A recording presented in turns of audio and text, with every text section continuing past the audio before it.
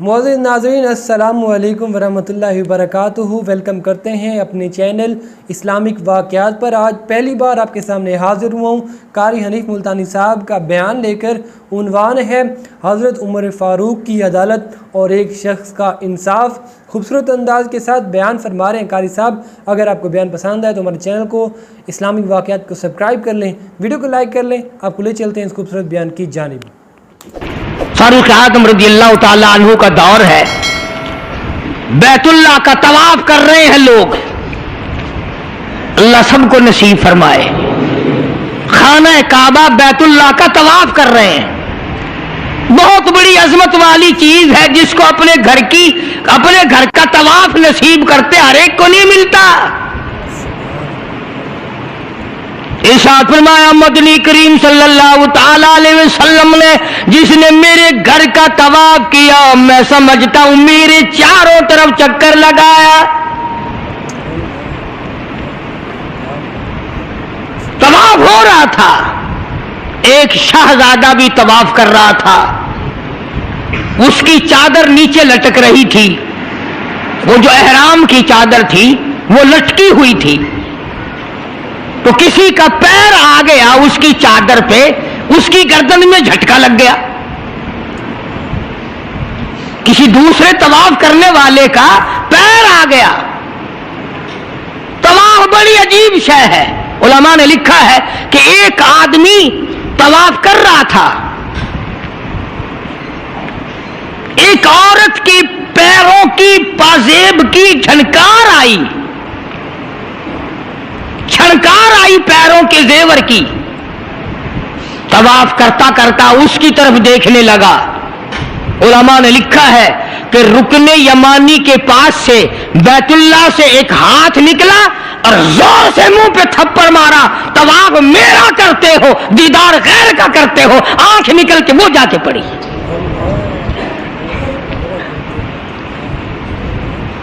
طواف میرا کرتے ہو اور زیارت غیر کی کرتے ہو، آنکھ نکال دی، تھپڑ لگا۔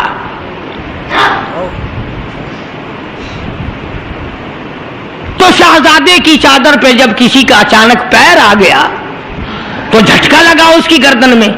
اس نے جو مڑ کے دیکھا تو غریب آدمی نظر آیا، بدوی، ایک دیہاتی، مارا زور سے تھپڑ اس کے منہ پہ شہزادے نے، اس کے 2 دانت ٹوٹ گئے۔ کہ تم نے میری چادر دبا دی، میری گردن میں جھٹکا لگ گیا، تم نے چادر دبائی میری۔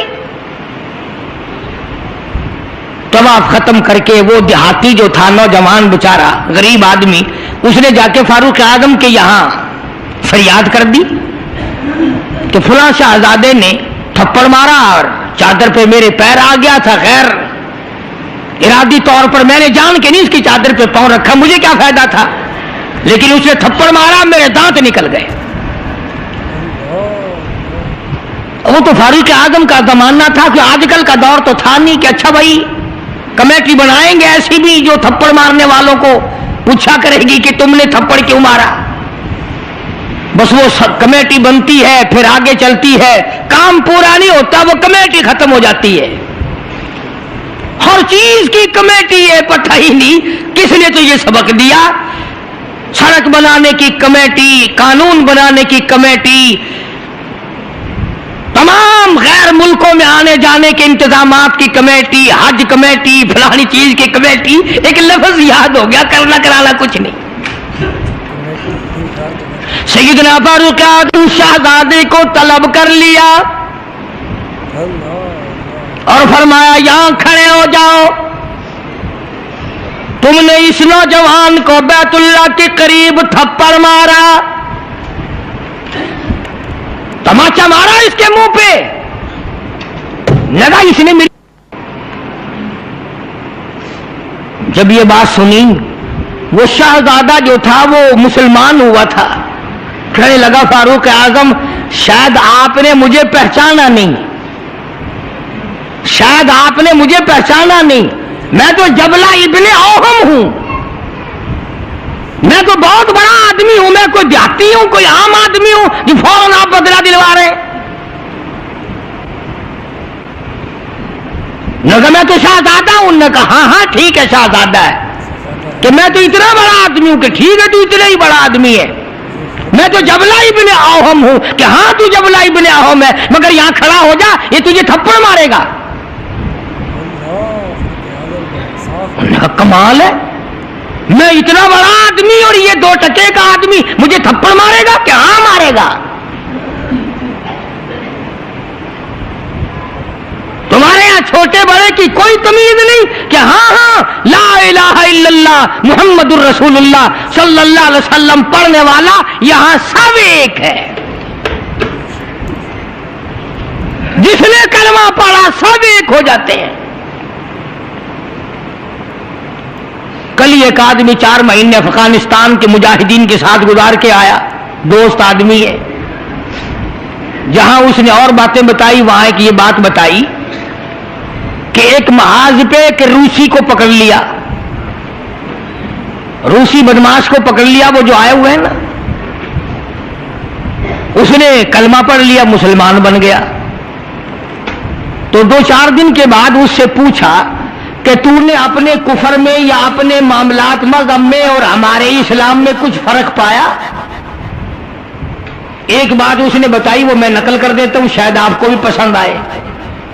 جتنے کہ وہ مسلمان بنا اتنے کی بات اسے محسوس ہوئی. کہنے لگا میں اپنے منہ میں بڑا ٹوتھ پسٹ مارتا تھا, بڑا برش مارتا تھا, بڑی منجن مارتا تھا, اور میرے منہ کی بدبو نہیں جاتی تھی. جب سے میں نے تمہارا کلمہ پڑھا میرے منہ کی بو ختم ہو گئی. سبحان اللہ, یہ ہے کلمے کی برکت. بالکل میرے منہ میں سے بدبو نہیں آتی, ورنہ میں خود تنگ تھا. اندازہ لگاؤ, لا الہ الا اللہ محمد الرسول اللہ پڑھنے سے اگر ایک روسی کافر کے منہ کی بدبو ختم ہو سکتی ہے, تو کیا میرے تیرے جہنم کے سلگے ہوئے وہ لا الہ الا اللہ محمد الرسول اللہ پڑھنے سے جہنم کے انگارے نہیں بجھ جائیں گے؟ تو فاروق اعظم رضی اللہ تعالیٰ عنہ نے فرمایا کہ بھائی یہاں بدلہ دینا پڑے گا, یا کوئی چھوٹے بڑے کی بات نہیں.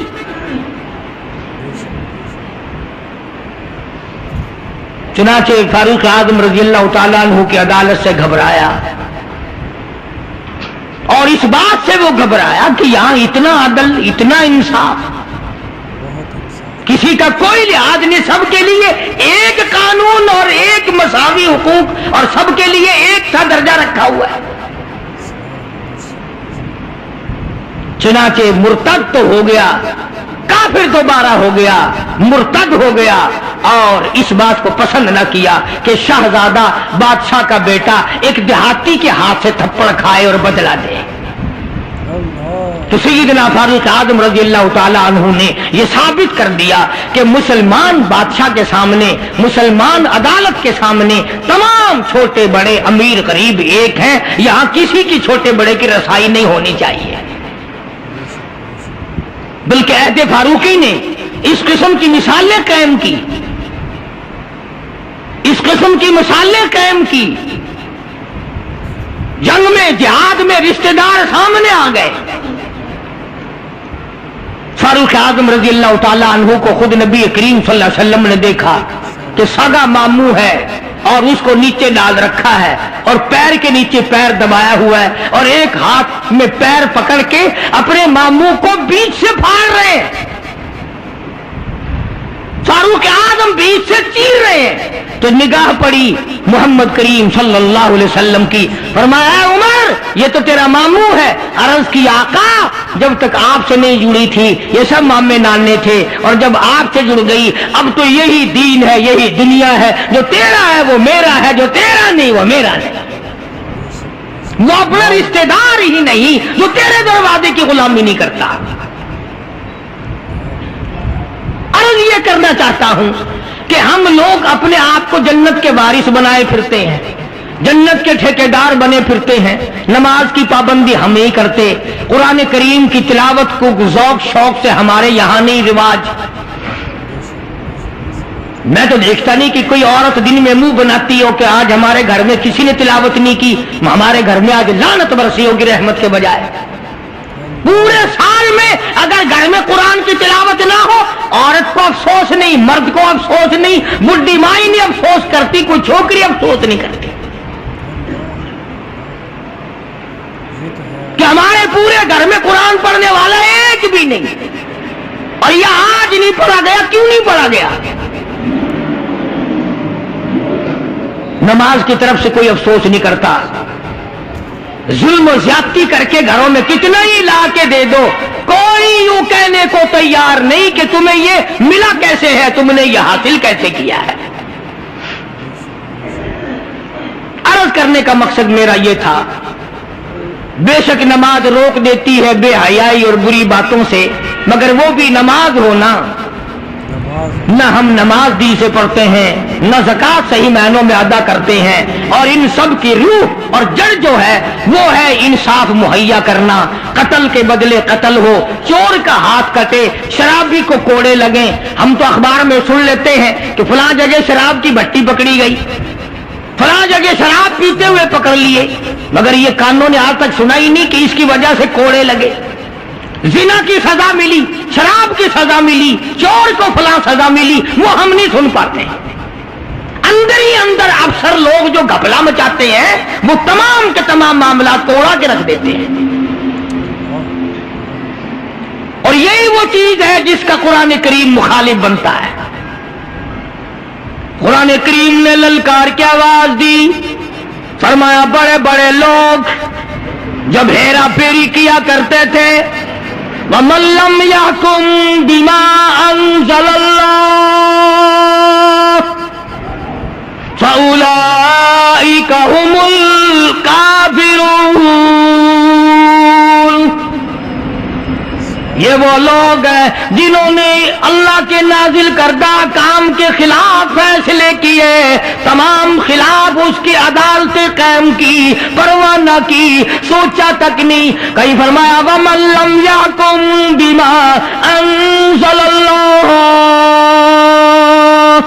فَأُولَٰئِكَ هُمُ الْفَاسِقُونَ. قرآن کہتا ہے جو لوگ میرے قرآن کے خلاف بیٹھ کر فیصلہ کرتے ہیں، اللہ کہتا ہے یہ فاسق ہیں، یہ فاجر ہیں، یہ بدکار لوگ ہیں.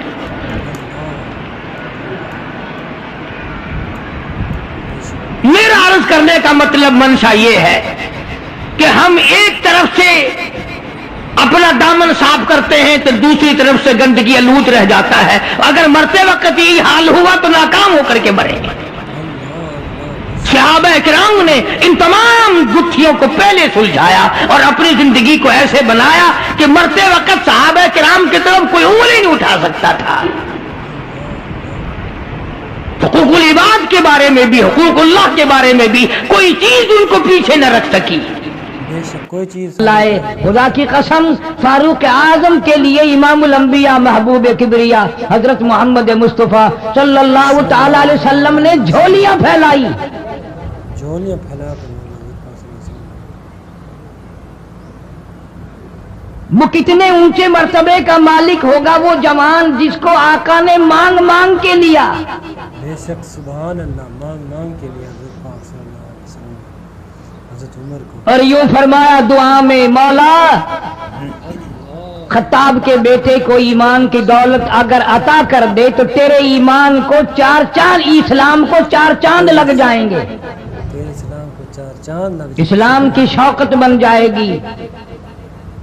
گویا معلوم یہ ہوا سرکار دو عالم صلی اللہ علیہ وسلم کی دعا سے کہ فاروق اعظم، ہم سب مسلمان ہیں، پہلے لوگ مسلمان تھے لیکن فاروق اعظم اسلام کی شان ہے، اسلام کی شوکت ہے، اسلام کی عظمت ہے، اسلام کا دبدبہ ہے، اسلام کی لو بن کر فاروق تشریف لائے. سبحان اللہ، سبحان اللہ، کیا بات ہے. فاروق اعظم بہت اونچی شخصیت کا مالک ہے. امام الانبیاء محبوب کبریا حضرت محمد مصطفیٰ صلی اللہ تعالی علیہ وسلم نے فرمایا لو کان بعدی نبی لکان عمر، او کما قال النبی صلی اللہ تعالی علیہ وسلم. او لوگو اگر میرے بعد کوئی نبی آنا ہوتا، اللہ کو کوئی پیغمبر اور بھیجنا ہوتا تو میرے بعد فاروق اعظم رضی اللہ تعالیٰ عنہ نبی بن کر آتے. आज़म नबी अमीरुल मोमिनीन खलीफतुल मुस्लिमीन सैयदना फारूक आजम रज़ी अल्लाह ताला अन्हु उन बहादुर जवानों में से है जिनका दबदबा आज तक दुनिया में माना जाता है। अहले इस्लाम ने मुअर्रिखीन ने तारीख की किताबों में लिखा है, अगर फारूक 1 साल और जिंदा रह जाते दुनिया में कुफर का नामो निशान बाकी ना रहता। अल्लाह अल्लाह, फारूक आज़म का जलाल देखो, सुभान अल्लाह। जनाब फारूक आजम रज़ी अल्लाह ताला अन्हु बहुत बड़ा अजीम इंसान है, बहुत बड़ा आदमी है, बहुत बड़ी हस्ती का मालिक है। जनाब मदनी करीम सल्लल्लाहु ताला अलैहि वसल्लम की दुआ का समर बन कर आया, दुआ का नतीजा बन कर आया। इब्राहिम अलैहिस्सलाम ने बैतुल्लाह की तामीर करते वक्त दुआ मांगी, बैतुल्लाह बनाते वक्त दुआ मांगी, इमामुल अंबिया सल्लल्लाहु अलैहि वसल्लम को मांगा, गोया खलीलुल्लाह ने हबीबुल्लाह को मांगा। खलील की दुआ का समर, खलील की दुआ का जवाब, खलील की दुआ का नतीजा कम से कम 4000 साल बाद आया। काली कमली वाले सल्लल्लाहु अलैहि वसल्लम ने जो फारूक आजम के लिए झोली फैलाई, उधर झोली फैलाई, उधर फारूक आजम सामने खड़े थे। अल्लाह सुभान अल्लाह, सुभान अल्लाह, क्या बात है हुजूर। मुल्तान के मुसलमानों, कभी तो सोचा करो मांगने वाले की झोली भी देख। मांगने वाला कोई आम आदमी नहीं, कोई बादशाह नहीं, कोई फकीर नहीं, कोई पीर नहीं, कोई मौलवी नहीं, कोई आम आदमी नहीं। मांगने वाले को भी देख, मांगने वाले की झोली को भी देख, और देने वाले रब्बुल आलमीन के खजाने को भी देख, और आने वाले फारूक आजम को भी देख। किस शान से मांगा, रो रो के मांगा, आहो जारजारी करके मांगा। मुसलमान बड़े परेशान हैं। सरजमीन अरब में, मक्के की सरजमीन पे मुसलमानों की तादाद बड़ी मुख्तसर है। मुअर्रिखीन ने लिखा है, फारूक आजम रज़ी अल्लाह ताला अन्हु की तशरीफ लाने वाले दिन तक मुसलमानों की तादाद सिर्फ 14 थी। अल्लाह अकबर। इस्लाम के पास बहुत थोड़े लोग थे उस वक्त, बस बहुत परेशान किया गया मुसलमानों को। तुम्हें आज कुरान की क्या कदर हो, तुम्हें आज ईमान की क्या कदर हो, तुम्हें आज इस्लाम की क्या कदर हो। कभी उन गरीब सहाबा किराम की कब्रों से जाके पूछो, खुदा की कसम जिनको इतना मारा गया, इतना मारा गया कि अर्श अजीम कांप उठता था। अल्लाह अकबर, अल्लाह अकबर, सुभान अल्लाह, माशाअल्लाह। दोस्तों, ये था बयान हज़रत अल्लामा मौलाना कारी मोहम्मद हनीफ मुल्तानी साहब का। आप बयान फरमा रहे थे हज़रत उमर फ़ारूक की अदालत में एक शख्स जो है इंसाफ के लिए आया। हुआ कुछ यूँ कि एक बंदा जो है, एक शख्स मक्का मुकरमा में तवाफ़ कर रहा था, तो साथ एक शहज़ादा भी तवाफ़ कर रहा था। तो उस गरीब शख्स की जो है पाँव का जो है पाँव उस शहज़ादे की चादर के ऊपर आया, तो शहज़ादे ने उसे ज़ोर से थप्पड़ मारा। तो वो गरीब शख्स जो है हज़रत उमर फ़ारूक के ज़माना था, हज़रत उमर फ़ारूक की अदालत थी, हज़रत उमर फ़ारूक का दौर खिलाफत था। तो वो बंदा भागते भागते हज़रत उमर फ़ारूक के पास इंसाफ के लिए आया कि यूँ शहज़ादे ने मुझे थप्पड़ मार दिया। तो हज़रत उमर फ़ारूक रज़ी अल्लाह ताला अन्हु जो है उस शहज़ादे को अपनी अदालत में बुलाते हैं और खड़ा करते हैं और बात पूछते हैं कि हाँ फ़ारूक, तुमने ऐसा ही किया, तो ए शहज़ादे तुमने ऐसे ही किया। तो शहज़ादा कहते हैं हाँ बिल्कुल मैंने यही किया। तो हज़रत उमर फ़ारूक कहते हैं कि ए शहज़ादे, अब तो इंसाफ के लिए तैयार हो जा, जैसे तूने थप्पड़ मारा है तो इसको, तो ये भी तुम्हें ऐसे ही थप्पड़ मारेगा। तो शहज़ादा कहता है कि मैं एक शहज़ादे का बेटा हूँ और बहुत बड़ा आदमी हूँ, तो मैं थप्पड़ नहीं खाता। तो चुनाचा वो इससे मुकरने की कोशिश करता है। तो वो हज़रत उमर फ़ारूक उसको इंसाफ देते हैं उस शख्स को, गरीब आदमी को, कि तुम भी थप्पड़ मारो। तो वो उसके बाद जो है शहज़ादा इस्लाम से खारिज होता है, इस्लाम में नहीं रहता। अस्तग़फिरुल्लाह।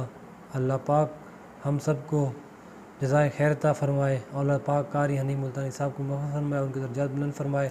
यूँ खूबसूरत बयानात हज़रत कारी हनीफ मुल्तानी साहब ने बयान फरमाया। हज़रत उमर की फ़ारूक के हवाले से, हज़रत उमर फ़ारूक का हुकूमत, हज़रत उमर फ़ारूक की अदालत, हज़रत उमर फ़ारूक का दौर खिलाफत, حضور پاک صلی اللہ علیہ وسلم نے دعا میں حضرت عمر فاروق کو مانگا تو اللہ پاک نے حضرت عمر فاروق کو دعا ختم ہونے سے پہلے ہی اللہ تعالیٰ نے حضرت عمر فاروق کو حضرت محمد صلی اللہ علیہ وسلم کو عطا کیا۔ یہ ایک اسلام کی طاقت تھی، اسلام کی پاور تھی، اسلام کو پاور ملی تھی۔ حضرت عمر فاروق نے آتے ہی جو ہے اسلام میں حضرت عمر فاروق نے پہلی بار جو ہے نماز حضور صلی اللہ علیہ وسلم کو عرض کی کہ یا رسول اللہ صلی اللہ علیہ وسلم آج جو ہے نماز وہ مکہ مکرمہ میں ادا کی جائے گی، خانہ کعبہ میں ادا کی جائے گی۔ سبحان اللہ، کوئی شخص بھی حضرت عمر فاروق کے نزدیک نہ ہے۔ حضرت عمر فاروق ایک بہت بڑے جوان تھے، جلیل و قدر صحابی تھے، اور ہیبت تھی، ایک جذبہ تھا۔ سبحان اللہ، ماشاء اللہ، جزاک اللہ۔ یہ تھا بیان قاری حنیف ملتانی صاحب کو۔ امید ہے آپ لوگوں کو یہ بیان پسند آیا ہوگا۔ اگر آپ لوگوں کو بیان پسند ہے تو ہمارے چینل اسلامک واقعات کو آپ لوگوں نے سبسکرائب کرنا ہے، ویڈیو کو لائک کرنا ہے۔ انشاءاللہ آپ کے لیے ایسے ہی بیانات لاتے رہیں گے قاری حنیف ملتانی صاحب کے، تو ضرور سبسکرائب کرنا ہے، ضرور سپورٹ کرنا ہے۔ انشاءاللہ ملتے ہیں نیکسٹ ویڈیو میں، نیکسٹ بیان میں، تب تک اللہ نگہبان۔